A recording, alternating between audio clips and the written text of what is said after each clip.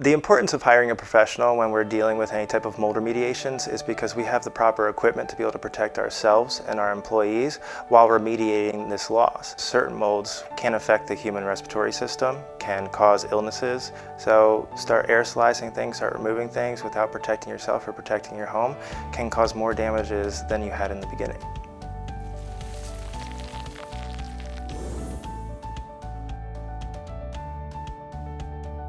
The basic steps in starting any type of mold remediation is determining which rooms are affected and what type of mold that you're dealing with. We first look to see what the source of loss was, so we can determine what the issue is, because we want to make sure that that issue is corrected. We want to make sure that that source of loss isn't going to happen again.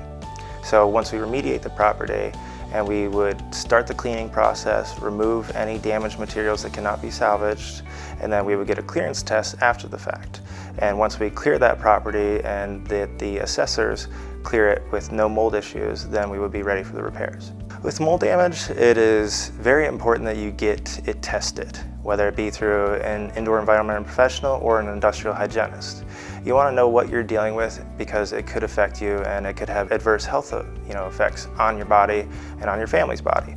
So what you want to do is you want to make sure you know what you're dealing with to know the extent of the damage. The different type of PPE, which is the personal protective equipment that we protect our employees with, is dictated depending on the extent of damage and the different types of mold, because certain molds, whether it be long-term water damage, can affect the human respiratory system, can cause illnesses, and it really is not safe for us to be in there without proper PPE. I understand how bad this can be, but we do it every day, and we do it with care, and we ensure that we get you back to a whole status as quickly as possible. And it's uncomfortable, the situation, but it happens, and we need to make sure that we're there to take care of it, because the alternative, by not taking care of it, can be so much more devastating.